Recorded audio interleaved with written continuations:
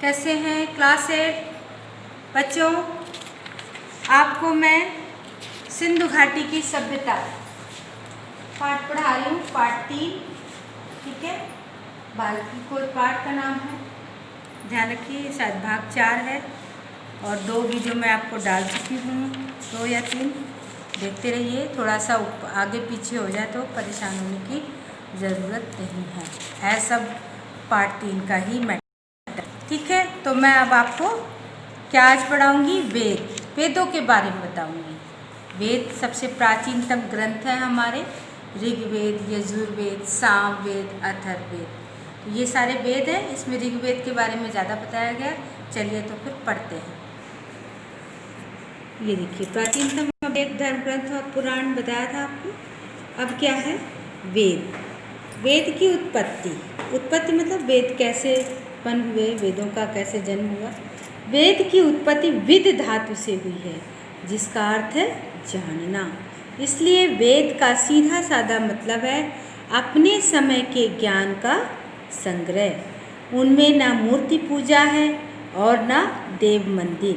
हिंदू लोग वेदों को प्रकाशित धर्म ग्रंथ मानते हैं। पहला वेद अर्थात ऋग्वेद शायद मानव जाति की पहली पुस्तक है। ये बहुत इम्पोर्टेंट लाइन है। इसमें मानव मन के उद्गार तथा प्रकृति के सौंदर्य के प्रति हर्ष मिलता है। मतलब इसे कहते हैं मानव के जो मन के भाव हैं और प्रकृति के सौंदर्य को भी इसमें दर्शाया गया है। मानव के मन के भावों को दर्शाया गया है। हर्ष, खुशी, दुख, ये सब इसमें शामिल हैं।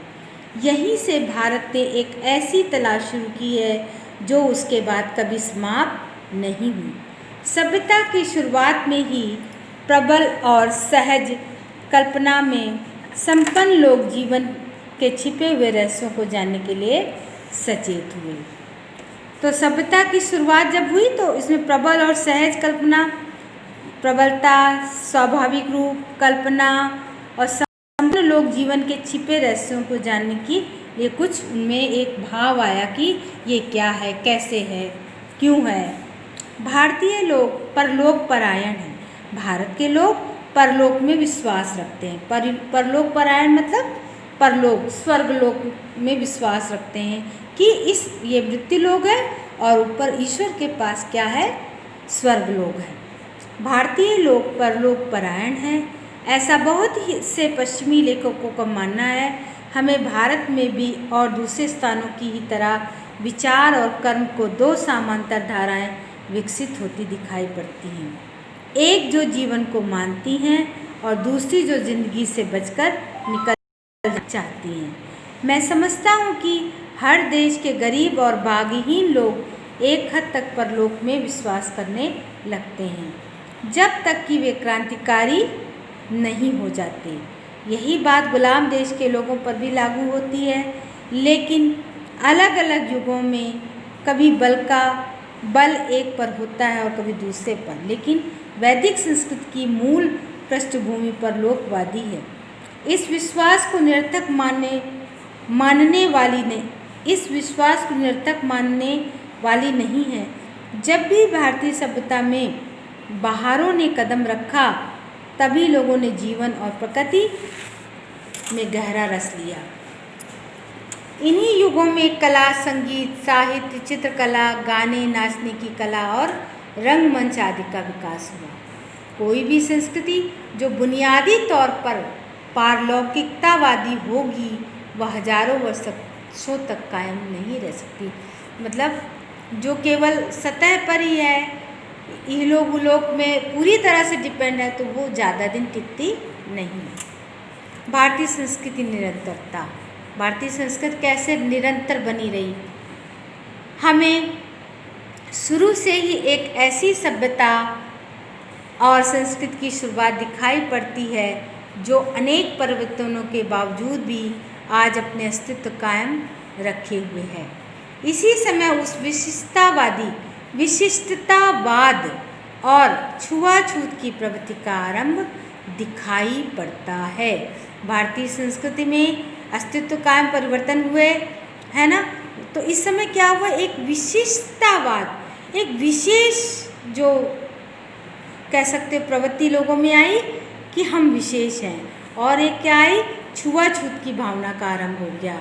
छुआछूत, ये छोटा है, ये बड़ा है, इसको नहीं छूना चाहिए, इसको दूर रखना चाहिए, इसकी भावना की प्रवृत्ति आरंभ हुई, जो बाद में बढ़ते बढ़ते नहीं हो गई। जो संस्कृति बाद में क्या हुआ, जब छुआछूत की प्रवृत्ति इतनी ज़्यादा धीरे धीरे बढ़ती गई कि असहनीय हो गई, जिसको सहन करना मुश्किल हो गया।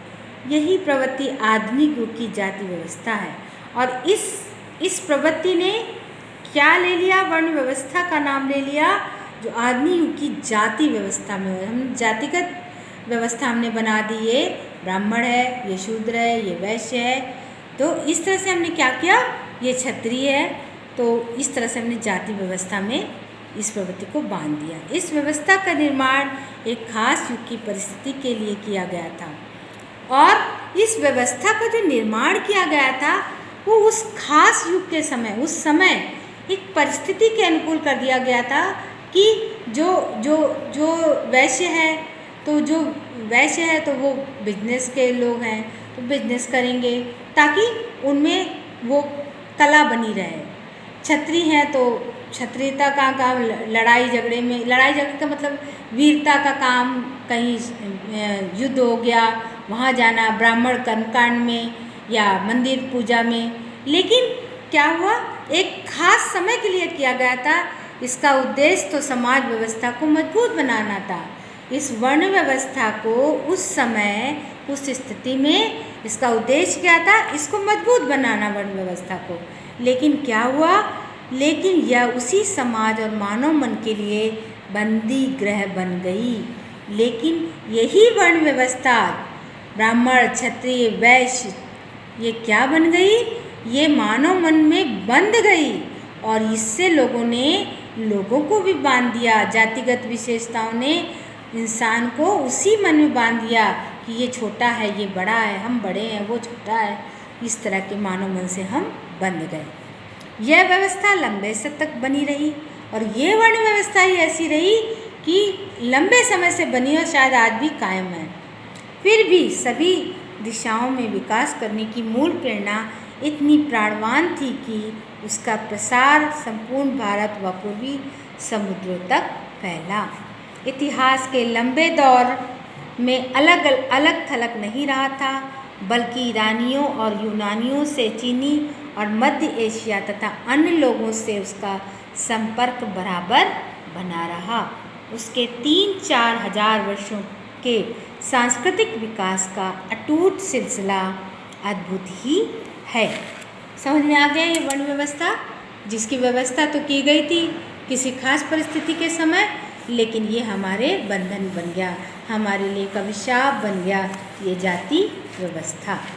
उपनिषद देखिए, ये अभी आपने पढ़ा वेद, फिर भारतीय संस्कृत की निरंतरता, ठीक है। अब क्या पढ़ रहे हैं हम, उपनिषद। ये अलग अलग वेदों के बारे में समझ में आ गया। वेद 4 वेद हैं। वेदों की उत्पत्ति विधि धातु से हुई है, जिसका अर्थ है जानना। दिमाग में बिठा लीजिए, अपने समय के लिए ज्ञान संग्रह है। इसमें मूर्ति पूजा है और न देव मंदिर। हिंदू लोग वेदों को प्रकाशित धर्म मानते हैं। पहला वेद कौन सा है, ऋग्वेद है, प्राचीन है सबसे और सबसे पहला है। याद रखिए, दिमाग में सेट कर लीजिए। भारतीय संस्कृति क्या है, इसमें छुआछूत आ गया, वर्ण व्यवस्था आ गई, और ये वर्ण व्यवस्था आगे चलकर बंदी गृह सी हो गई, एक जेल की तरह हो गई, सलाखों की तरह हो गई, और एक कारागार का रूप ले लिया इसने, एक लोगों को बांध दिया इसमें, जो आज तक चली आ रही है। अब है उपनिषद। उपनिषदों का समय ईसा पूर्व 800 के लगभग माना जाता है। उपनिषदों में जांच पड़ताल की चेतना और कई चीज़ों के बारे में सत्य की तलाश की उत्सुकता दिखाई पड़ती है। इनमें आत्मबोध पर विशेष जोर देते। ध्यान सुनिए, उपनिषदों का समय ईसा पूर्व 800 के लगभग माना जाता है। उपनिषदों में जांच पड़ताल की चेतना और कई चीज़ों के बारे में सत्य की तलाश की उत्सुकता दिखाई पड़ती है। इनमें आत्मबोध का विशेष जोर दिया गया है। उपनिषदों का मुख्य झुकाव अद्वैतवाद की ओर है। किसके बाद?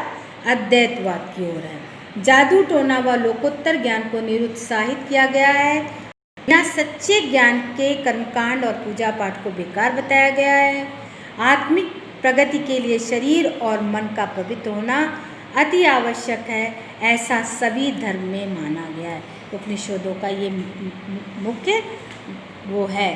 ठीक है, तो उपनिषद के बारे में हम आगे पढ़ेंगे। बच्चों, जितना मैं पढ़ा रही हूँ इसकी खूब रीडिंग करिए, एकदम दिमाग बिठाइए। इसीलिए आराम से पढ़ा रही हूँ, धीरे धीरे पढ़ा रही हूँ कि आपको अच्छे से समझ में आए। रीडिंग करनी है। अगर मैं मिलूँगी जब आप रीडिंग में ज़रा भी हिचकिचाए तो अभी तो मैं 5-5 नंबर आपको एक्टिविटी में दे रही हूँ, बाद में नहीं देने वाली हूँ। ठीक है बच्चों, ध्यान से पढ़िएगा। नमस्कार।